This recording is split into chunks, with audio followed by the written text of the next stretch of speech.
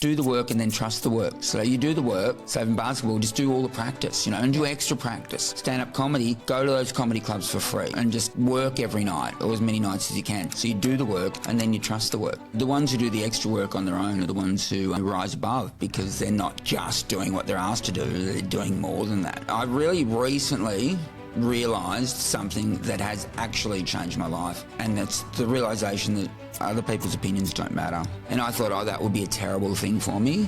But then it wasn't. Then I realised that, hang on, no one ever cared. So I've been stressing for 25 years for no reason. You stay in the moment, it doesn't matter. I'm real big on this, of being stay present. If you stay present, you can't hold a grudge, because holding a grudge is living in the past. Getting away from the media can be a great thing as well, because there's so much bullshit. If you have a break from it, you realise you don't need to invest in everything with your thoughts. So I was partly ego, worrying about everyone thinking about me, but a part of me was like, nothing matters, just do whatever you like. That was enough of a strong part that I was able to get on stage and do that. We only ever live inside our own heads.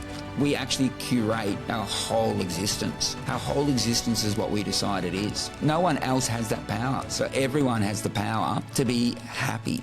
Quick favour, over 60% of you that are regularly watching this podcast and enjoying it haven't yet subscribed. You know how this game works. If you could subscribe, like and follow on whatever your favourite platform is, I'd really appreciate it.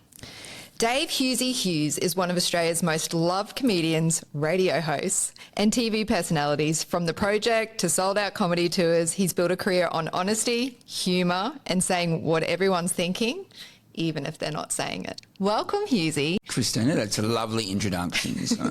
You're welcome. I had a few written out. I thought we'd go with the nicer one. No, they're pretty good. Yeah, I mean, I'm pretty relaxed about, not nice introductions. I did a season of Taskmaster on the TV show this year, and one introduction from Tom Gleeson, the host, was, we're on TV, and he goes, welcome the old and stinky Dave Hughes. So that's all right, a lovely thing to say. Thanks, Tom. Thanks. We'll appreciate that, whatever gets the rating. But you have, Hughesy, you've been in the limelight. You're an Aussie icon. You're known as the average Aussie. There's deadpan humour. You crave attention. Yes. So what is little Hughesy? What brought that about? Were you always this attention-seeking little kid? What was childhood like? I was always a kid who wanted to be the hero, who wanted to be number one, who wanted to, have all the adulation of the public. Sporting conquests were my original aim. So I wanted to be an AFL star, and I wanted to be a cricket star, I wanted to be a tennis star, I wanted to be a golf star, I wanted to be a soccer star. So, I just wanted to be a star initially. So, but I was very shy as well. So I wasn't someone who, pushed themselves forward when I was a little kid. So, I think it's fair to say I was an overthinker. Overthinker.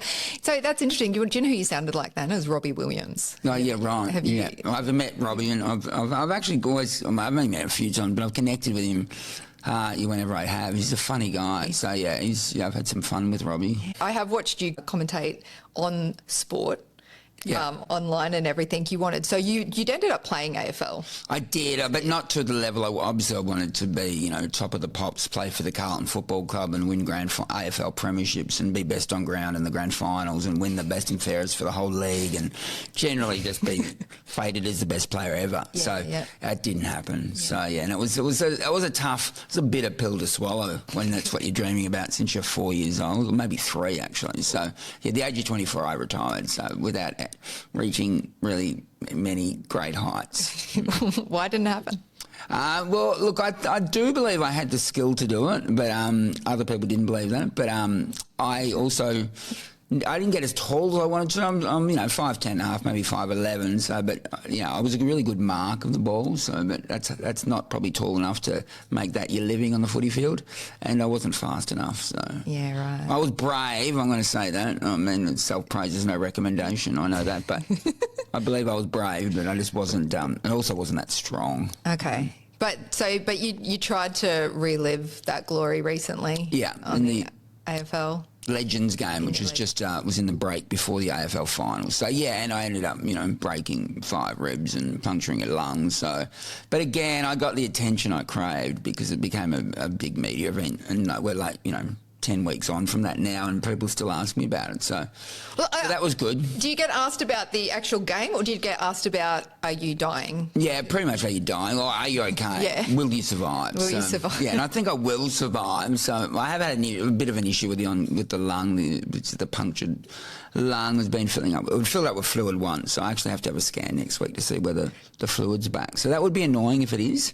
So maybe I'm paranoid about it and I feel like I'm having trouble breathing. I'm not quite sure if I am or not. So Call out at any time if you're having trouble breathing. I'm flying around the country. I'm, performing on stage for sometimes, 90 minutes at a time. So I can function. You can function. I don't think a marathon's in my future anytime soon. Hopefully one day. Add it to your bucket list. Yeah. In the AFL game, you were sort of targeted. I was, yes. That was it was a joke from the coach of the opposition, who is a friend of mine, Shane Crawford, who was a former Brownlow medalist and premiership hero himself in the AFL. But he thought in his pre-match address to his players that he'd just put one name on the whiteboard, and that name was my name. And he said his only sort of motivational speech is, "I don't care." This is pretty close to what he actually said. It's broadcast on Channel 7. You can see it on whatever their bloody streaming service is. But he said, "I don't care what happens out there tonight." Basically, he said, "I don't care whether we win or lose," and then he just pointed to the board and he said, "Just make sure that guy never wants to play this game again." And there was only one name on the board, which was my name. So yeah, and some of the players really followed that instruction. They really did. Well, is it a bit of tall poppy in Australia? Because you would have been the favourite and everyone, 30,000 fans there are rooting for Hughesy. Oh, look, most of the guys in the opposition, I think they were just thinking it was fun. And I get it. It got attention for me as well. But the problem is that I broke my ribs and punctured my lung really early in the game, and I stayed on the field, which was silly in hindsight. So maybe why I'm having trouble breathing right now. But so I kept out there, even though I should have just gone straight to the hospital. Hang on. Basically. Yeah. You kept out there and you finished with... I kicked a goal. A goal? Yeah, the goal was an exciting moment in my life, I'm not going to lie. And I'm telling everyone about it and probably will for the next 10 years. So I've actually got my management are working on next year's a stand-up show, and they've got a footy card with me kicking that goal. So, so I am certainly milking it. So. I would too. So we go back, and you've been in, and we talk about attention, and even if you don't mind me saying, coming in, you were posting on Instagram, yes, and you're looking at the time stamp. Yeah. So where does Dave finish and Hughesy begin when it comes to personal brand and the comic and who you are? I know what you mean. So, they're pretty close. I mean, I am always looking for the next joke, basically, and I will... I will be lying on my deathbed and, knowing that I've probably got moments to live, and I'll be trying to find a charger to charge my phone because I want to say something on Instagram that's funny, so about your final breath. This is what's funny about your final breath, and I'll be going like that, and then I'll be checking the likes as I, move into the next world. So, yeah, I'm always trying to think of jokes. And, yeah, actually, the social media has, in a way, it's annoyed a lot of older comedians because... You go to festivals and you look at a line of an audience, and some other comedian's got a line of she's down, 200 metres, and you think, who is that? And you see the name on the board, you don't know who they are, but they're famous on TikTok. Yeah. So it's and that annoys older comedians like me. He's like, shit. Yeah. I was famous on TikTok. That one famous TikTok. But how has that changed the comedy world? Well, it's online from... I think the world in general is changing. We've all got to, most jobs are, are moving because of, obviously technological advances. So, and comedy's sort of similar. In a way, the old media, which is the term that's being used now, or legacy media, is being usurped. So, it's not as big a break to get a TV show or to get a radio show these days as it used to be, because now so many people are using, they're just going straight to the source on, whether it's podcasts like this or whether it's, just YouTube or just Instagram or TikTok. They're seeing their comedy there without having to worry about sitting through ads on a free-to-air TV station. So, so it is changing, and, I think a few years ago I thought, I've got to move with this, because my numbers on social media were just going down, down, down, because I wasn't putting any attention on it. You weren't putting enough. And I'm like, I'm going to put some attention here. And I have, and it's actually worked. I mean, almost dying on a charity football field, those sort of things help. Those news events do help. But, but generally you've got to just keep consistent with social media, as you know. So if you're consistent, you can find an audience, but you can't stop. You've got to keep going. You do have to keep going. And is that always at the front of your mind? So you feel like you're dying. Your wife, credit to her for saving your life and going, you're going to hospital because you were a stubborn male and just decided to go to the after party. Yeah. And she took you to hospital. Now, most people, normal people, average people, would go, I need help, you need to, and that's where their mind is with the doctors, I need to heal. Yeah. You, Hughesy, went, I need to get Channel 7, 9, 10 and online right now to get the presents. Well, they rang me, you've got to remember, so I wouldn't ring them, but my first thought, though, was let's get this online. So when I found out I had 5 broken ribs and a punctured lung, so I knew I could sense that the night before it must have gone well on, like, ratings-wise, and I ended up being right. It was like, at that point, it was the most watched AFL game for the year. Like, and it's crazy. It was just, a group of old footballers and a couple of clowns running around, but there's like over 2 million people watched it, which is big for TV these days. Yeah. So I knew that people had seen me the night before wince in agony.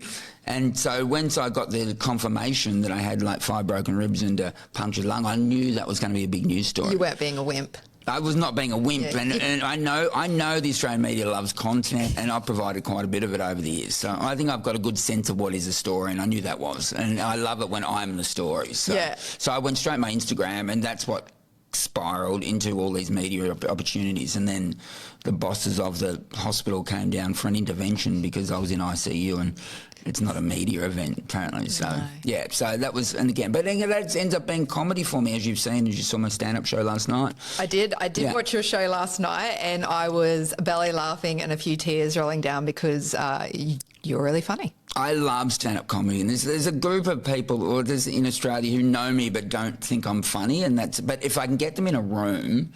So some of them get dragged along to my stand-up shows, and they say afterwards, they line up for a photo afterwards, and then they go, I got dragged here, I didn't think you were funny before tonight, but now I'm a fan. So and I'm like, it's a backhanded compliment, but I'll take it. I'm happy to convert people at whatever age they are. Just to come along. Hopefully they can all see the light eventually. The whole room was in hysterics. You could feel the vibe. So how do you bring, is it just natural? How do you bring the energy in? Because before a show, how do you work yourself up to... Well, last night was the show you saw was the second show. I had an earlier show. So... you know what, in that show, and I love all the shows, and I do love all my shows, but that one that you saw, actually, that did feel a bit special because I just, for whatever reason, I was so relaxed on that stage, and I always change the order. I never sort of say the same. I never stay on stage and go through a list, like a shopping list. I just mix it up, and, I try to go with whatever's, wherever I'm feeling at the moment. So, but that show, I really mixed up the order, and it just, for me, it felt seamless. Everything just sort of slotted in. And it was like, before I knew it, I was, I'd been on stage for 75 minutes. And I'm thinking, Jesus, probably they want to go to the toilet. I better wind it up. So, so I just really, and I've got a lot less nervous over the years. I really have had the epiphany that no one cares and that it doesn't matter, and it's just so relaxing. So I really don't get nervous anymore, pretty much, hardly ever. Have you got any tips for people being in front of people of reading the room? So, because stand-up comedy, it's a tough gig. Yeah. Like, just being present for people or being in public, but stand-up comedy, making people laugh. But how do you read the room? Do you have some techniques to pivot? It's nothing conscious. So I don't have a conscious technique. The more you get on stage, the more comfortable you get generally. So, and I take every opportunity to be on stage. So, if I've got a night off, I will, negotiate with my wife and say, just going to pop out for an hour, and I'll go to a comedy club and just get up for free just to get that sense of being on stage. And sometimes you'll try a new line and it'll work. So, but the more you're on stage, the more comfortable you are next time you're on stage. So I mean, I say to my son mainly, but and my daughters as well, but my son, I'm trying to get him into, he's a good basketball, and I want to say, mate, do the work and then trust the work. So you do the work, so in basketball, just do all the practice, you know, and do extra practice. Yeah. Stand-up comedy, go to those comedy clubs for free, you know, and just work every night, or as many nights as you can. So you do the work and then you trust the work. Yeah. Because you've done the work, and then you just, when you're in front of a crowd who you've paid or whatever, that you trust what you've done, and then they see it, because they don't know all the work you've done before the night. Sometimes they go, is that all off the top of your head? And I'm like, it's not.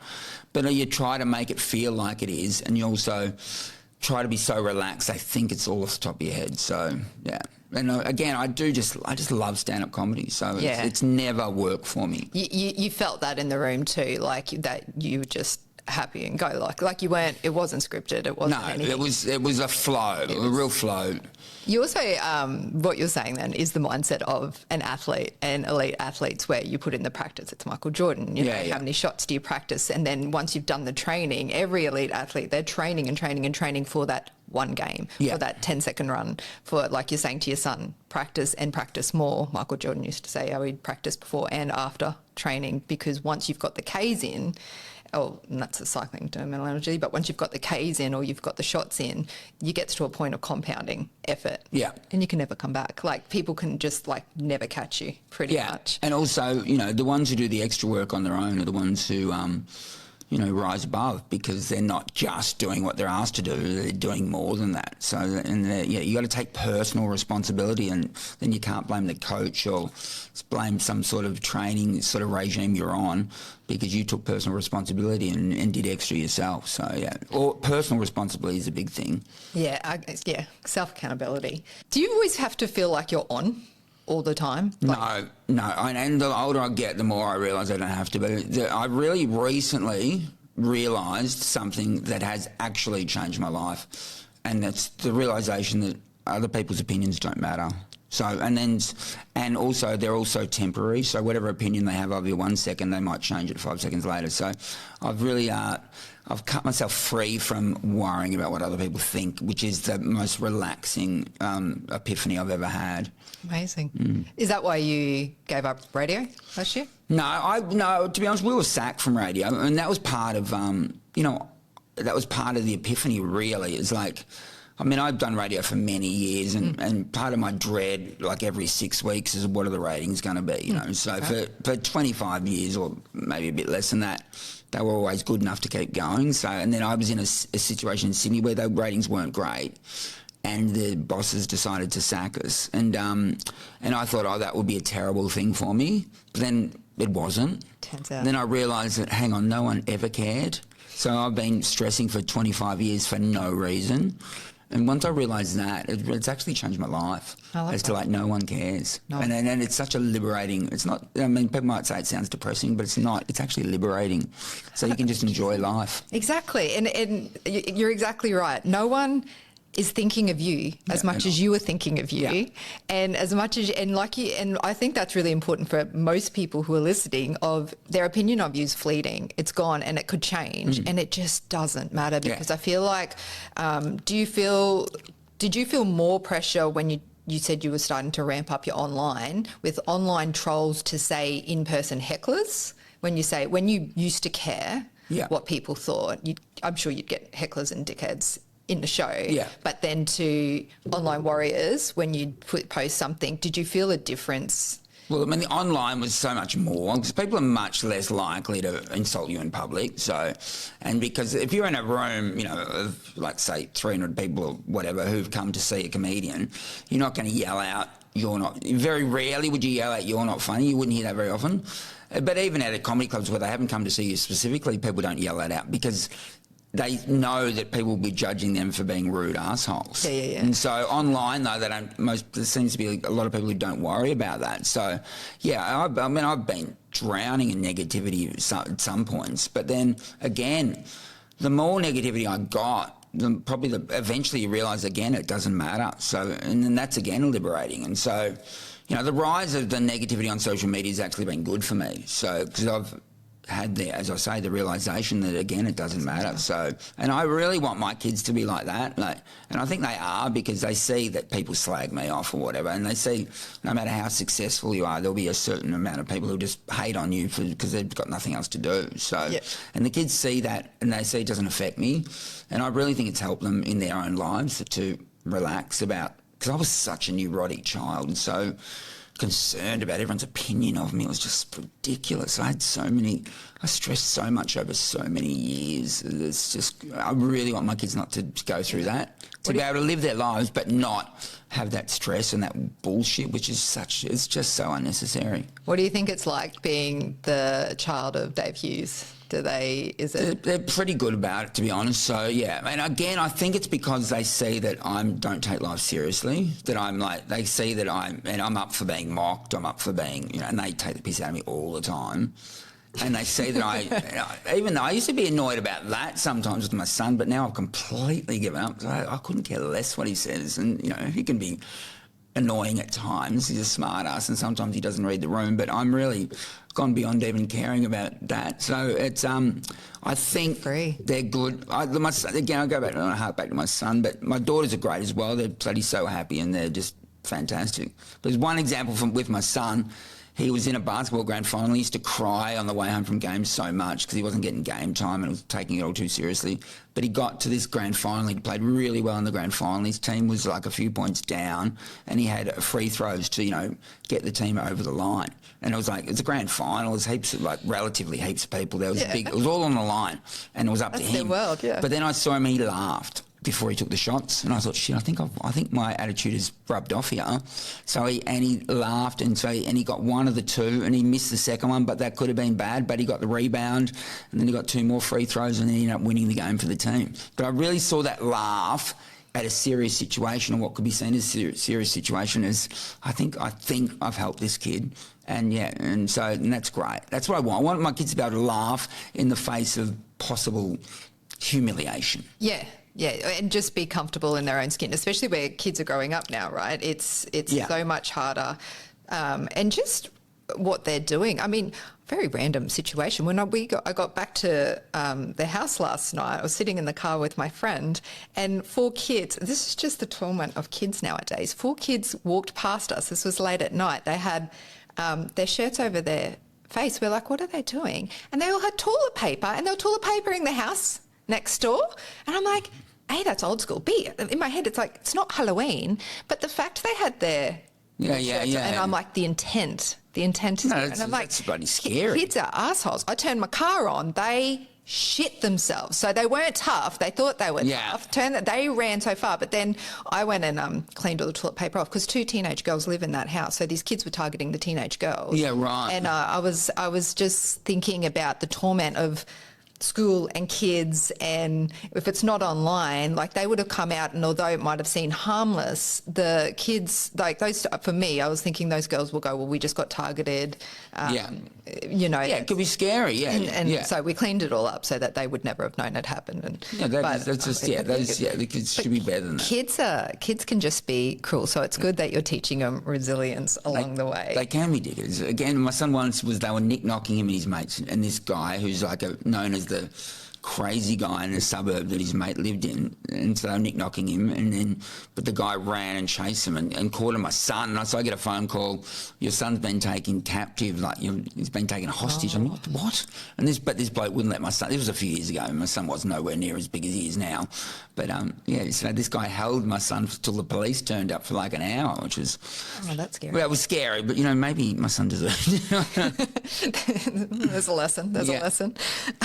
He never nick-knocked. He hasn't nick-knocked since. So, what about you've been in the media world, TV, radio, hosting, panellist, everything like that. So it's a very egotistical world. Yeah. When you're in the TV in that world, did you have any personalities? Because you're a bit of a larrikin and everything. You seem like you'd just be getting along or making a joke with everyone. But has there been personalities that you just haven't gotten along with. Yeah, there is, and it's all ego, really. Sometimes it's me being jealous, sometimes it's them being jealous, but it's generally jealousy which causes friction, so... More attention, jealousy? Yeah, someone's getting attention you don't think they deserve, you think you deserve more attention, so... And that goes both ways. People have attacked me unnecessarily because of, their jealousy towards me, and I've attacked people, I think I haven't done it that often, but I had a ongoing feud with Kyle Sandilands because basically he was being rude to friends of mine, but partly it was me jealous of all the attention that he gets, so I'm jealous about hearing about his massive contracts and stuff.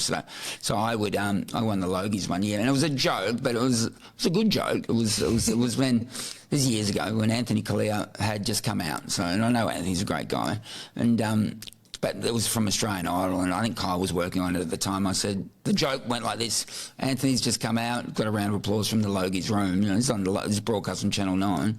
And I said, well done, mate. And it was a shock, though. It was like, what next? I think I said, Guy Sebastian's going to reveal he's got curly hair, Was it Shannon Knowles going to reveal he's a bogan, or Kyle Sandilands is going to reveal he's a massive dickhead? So, and the others were in the room, and Anthony was in the room, and everyone was laughing, but Kyle did not laugh when I said that. And he was like, apparently it was the first Logies he'd ever been to, and he was like, the whole room was laughing at him, and he didn't like it. And so he hated me from that moment on for quite a while. I'm like, to the point where he went on a TV show and said, Andrew Denton show, said he was going to punch me in the throat. So and then my wife said, you should do a charity fight with him. I'm like, no. He's massive. Yeah, that's like... So that was one, but we've since mended. He's said terrible things about me since, but also said nice things about me. So again, that's another one where I go, like, it doesn't matter. You stay in the moment. Yep. You stay in the moment, it doesn't matter. So I'm real big on this, of stay present. If you stay present, you can't hold a grudge, because holding a grudge is living in the past. So you can't hold a grudge against anyone or anything if you stay present. There's some Hughesy wisdom there, isn't there? Unless they're torturing you right now. Well, that's present. It's in the present. But that's present. So, I'm all about no grudges. And again, with Kyle, we've made up, no worries at all. But we've had a few tiffs over the years. But no. Actually, I did I'm a Celebrity, Get Me Out of Here. And then and there's no media blackout there. And I had no idea that Kyle had a bloody, like an aneurysm or something, because apparently it was big. I imagine it was big in the media. But then I got asked by a reporter when I got out, what do you think about Kyle Sandilands, like Melbourne ratings or something? Or I thought that was the question. Or what do you think about Kyle Sandilands? I was like, I couldn't give a shit, mate. But I didn't know that he was... He took that as to mean that, I want him dead. Mate, I didn't even know I wouldn't even know about it. So getting away from the media can be a great thing as well, because there's so much bullshit. If you have a break from it, you realise that you don't need to invest in everything with your thoughts. Yes, and it's liberating. How was I'm a Celebrity, Get Me Out of Here? Again, my biggest problem there was my ego as well. It's like wanting all the attention. So someone else getting attention. I wish I had attention. Someone else has been asked to the diary room to talk about their day. Why? And I've been asked to the diary room to talk about my day. Are people voting for me? Are they not voting for me? So that was, again, all my suffering comes from my ego. It's ridiculous. And sometimes physical injuries, broken ribs and dislocated shoulders. But, the most suffering I've had is from my ego. So that's why I want to just send it away permanently. What's 2026 then for you? If you're not doing the radio, if we're not caring about the online trolling, which PS, by the way, 51% vote for you. You're the president. So I know, exactly. Of course, there's 49% that are the haters. Yeah, I know. So what am I? Like stand-up comedy, which is my main love. So there'll be TV coming up, and there might be some radio, but nothing set in stone right now. And but again, just the freedom of not having to turn up somewhere every day, I've really enjoyed. So, and I do have a young family, so I do. It's good to drive my kids to school and, impart my wisdom just before I let them go for the day. They tell me to shut up. We're sick of it, Dad. We've heard it. I'm going to keep telling you. Look at the sun.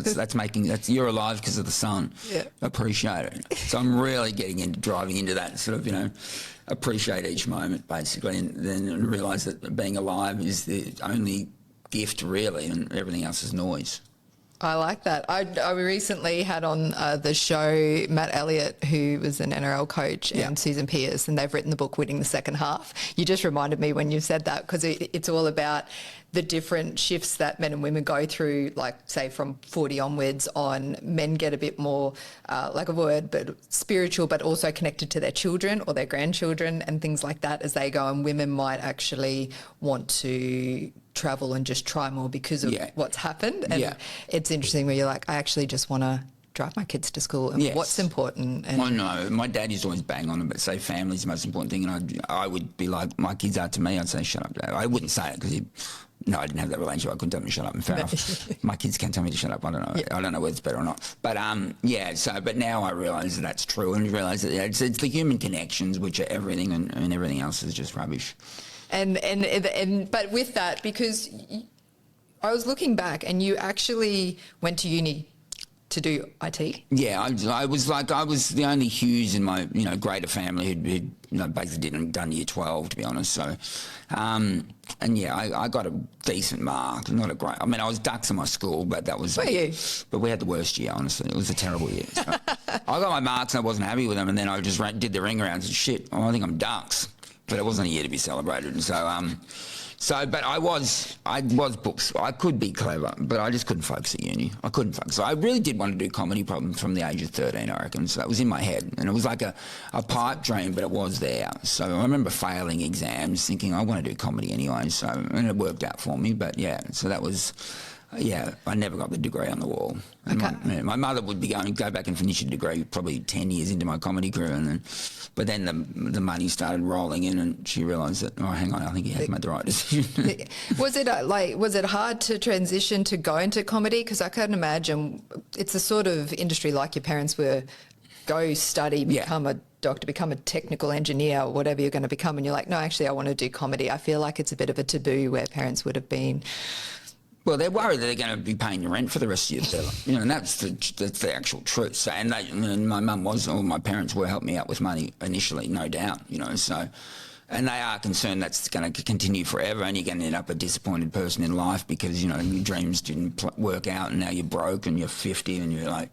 But I was so keen on it, and part of this mindset actually did happen back then when I was young. So I was partly ego, worrying about everyone thinking about me and all this bullshit, but a part of me was like, nothing matters, just do whatever you like that makes you happy. So that was enough of a strong part that I was able to, get on stage and do that. So I definitely had that spiritual element from a young age. It just wasn't as set in stone as it is now. Did you were you the clown in your group at school? Not in younger years, but in year 11 and 12, I started to come into my own. So I was like, my humour the kids got. So, I was like, oh, I've got something here. I remember I did a speech for religious education. I hadn't even written the speech. It was about a potential saint. Her name was Sally Trench. She's probably dead now, but she's an English woman who helped homeless people. And I just opened a book and just started reading from her life, and the whole student cohort because they had to listen to every speech, just started laughing so hard that it was really, I'm like, God, I've got something here. So I'm funny.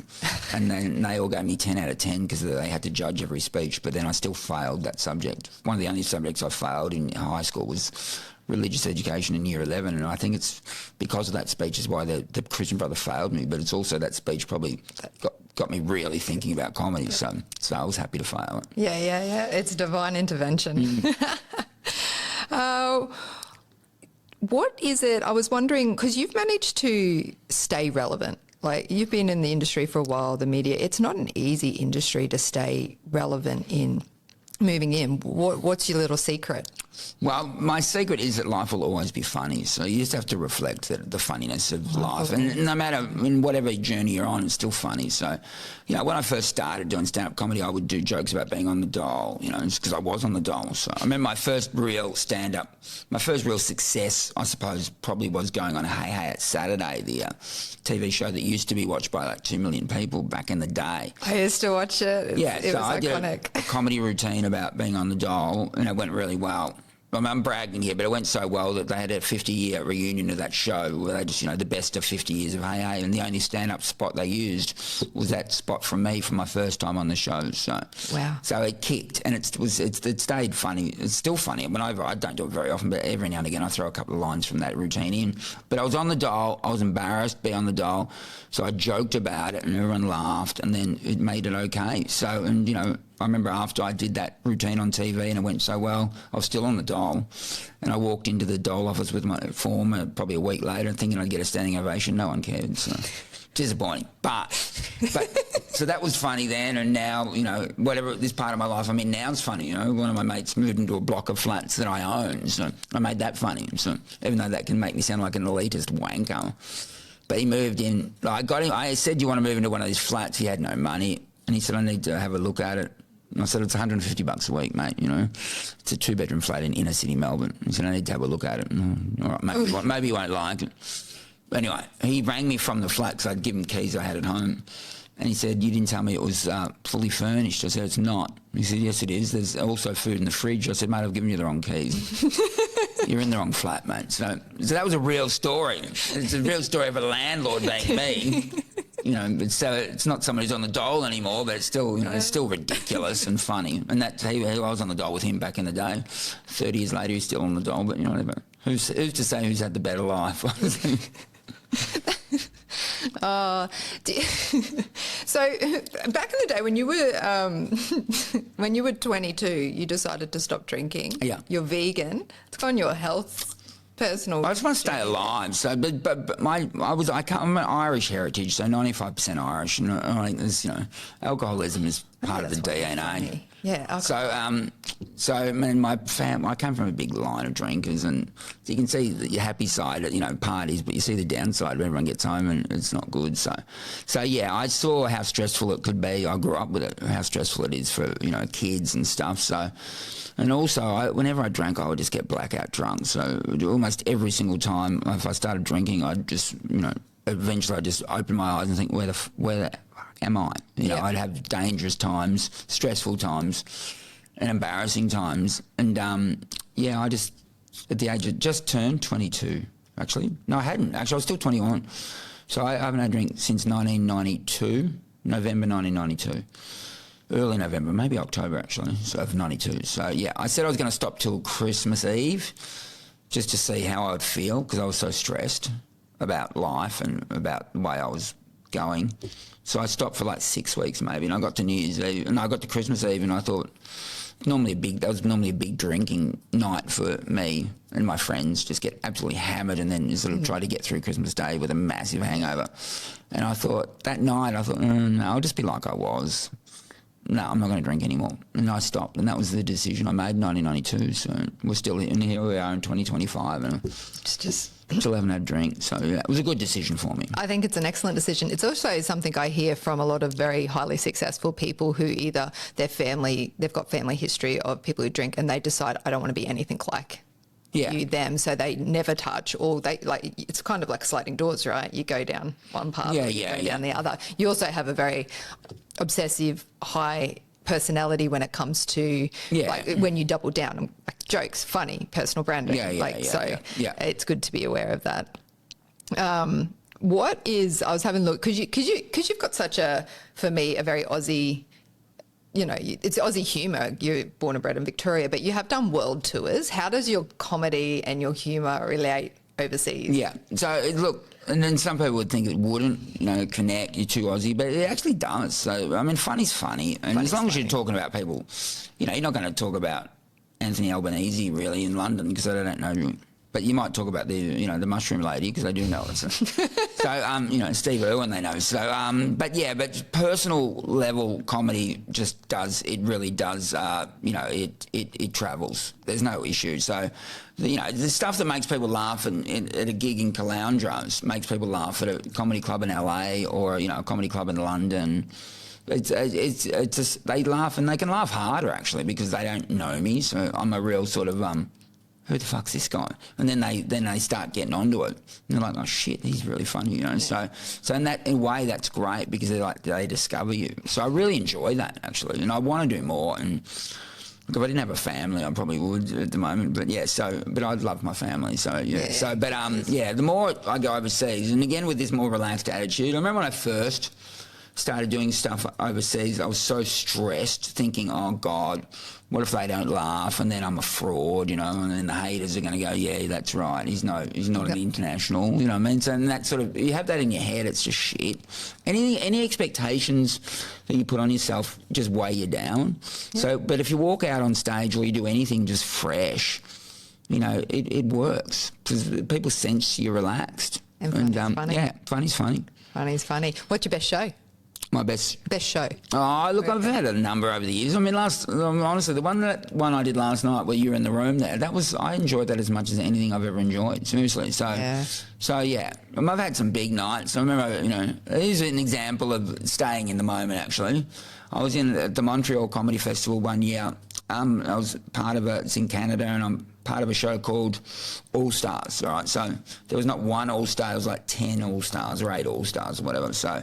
Ego's high. Yeah, ego's high. But there's like 3,000 people there, and like every other comedian who'd walked on stage, you got a standing ovation because they were known in North America. So I walk on stage, no standing ovation. So, and that's the first thing I say. I say, you're not going to stand for me. And they all laugh pretty hard. So, and it got, and then I had a really good set, and at the end of the set, they gave me a standing ovation. So 3,000. So I'm like, I got the ovation, but even though, because I walked on stage relaxed and just in the moment, reacting to the moment, that worked for me. So, and I had other comedians, well-known comedians, say that was so funny when you said no standing, you're not going to stand for me. So it was that was, hardened comedians thought that was really funny. So the next year I'm back in the same room and I'm thinking about the standing ovation I got the year before. So I'm on stage with 3,000 people, but part of my brain is back a year before thinking I need to get them to stand again. And I didn't enjoy that gig at all. And guess what? At the end of the gig, no one stood. So, but partly, I reckon, because I was in the past. So I was trying to live up to something. So I wasn't present. Yeah. So just be present. Be present. Be present, and then good things will happen. But you know what? It doesn't even matter if they don't, because you're present. That's the most. I'm so into this. Oh, there it is again. So into this. That's true. It doesn't matter because then you've moved on. You only ever live in. I'm banging on about this, but I really discovered it and really realised it. We only ever live inside our own heads. Oh my God. So, and we actually curate our whole existence. Our whole existence is what we decide it is. And no one can change. No one else has that power. So everyone has the power to be happy. To be happy. Yes, if you just realise that your decisions that you make are all the decisions that are made. My perception of life is life. Yes. And I can perceive it any way I want. So and we all do. We all create our own lives. And once you realise that is your responsibility and no one else's, it's empowering. Absolutely. I hear you and I agree with you 100%. I was saying just this morning to my friend, we were talking about situations and she was telling me a situation of her 12-year-old got caught in a rip. They weren't familiar with the ocean too much. They just moved to the coast here. Then she got in. She's already catastrophized in her head that her daughter's about to drown. So she goes out. She's now catastrophized. She's about to drown. Her husband goes out. So now she's looking at the other two kids on the beach, and she's like, in her head is the whole story that all three of them are dead. The two are orphans. They get out of it. They're all fine, by the way. But her head instantly, and I said, that's your story. You keep catastrophizing. Yeah. And I said, you've put yourself in stress already. And I said, whereas others don't go there. So it's about the story in your head and if you can stop that. We can, yeah. And you can control it, self-awareness even. Just be aware. And you're right, the first part of it and the most important part is the awareness that you're creating those stories and, you're doing it. So if you're aware of that, I think that, you're on the path to living a more relaxed life. Do you think, have you ever felt the pressure of even being people's like innate psychologists because people expect you to make them laugh and bring them joy and happiness, or is that just part of the gig and you're like, this is just why I'm here? I'm honestly happy to do that, and I probably do it too much, to be honest. I mean, I had a guy I know recently tell me he was depressed, and I'm like, mate, because he had lost his job. But I said, mate, but you've got your health, and you've got your own house, and you're like, It's ridiculous, and I know that we get stuck in cycles. But I might have gone too hard. Because I recently, there's another friend of mine whose wife's battling like really stage 4 bloody cancer. That's going to be it's going to be real hard for them. So, and I'm thinking, look at other people who don't have health. If you got your health, I know it's a corny thing to say, but it's honestly that's it. There's no that's the win. That's the win. That's the win. Your health and everything else is noise. So you can choose to get depressed about interest rates and fair enough, I understand that, but about stuff. But really, if you got your health, you're a winner. So well, if you don't have your health, then all you're doing is working towards getting your health. I know, absolutely. So So I'm pretty keen to be an amateur psychologist, to be honest. So, and I hope I help people. I probably annoy most people, but I still believe it. Oh, yeah, no, I don't think you annoy, you annoy people in the way that they expect you to annoy them.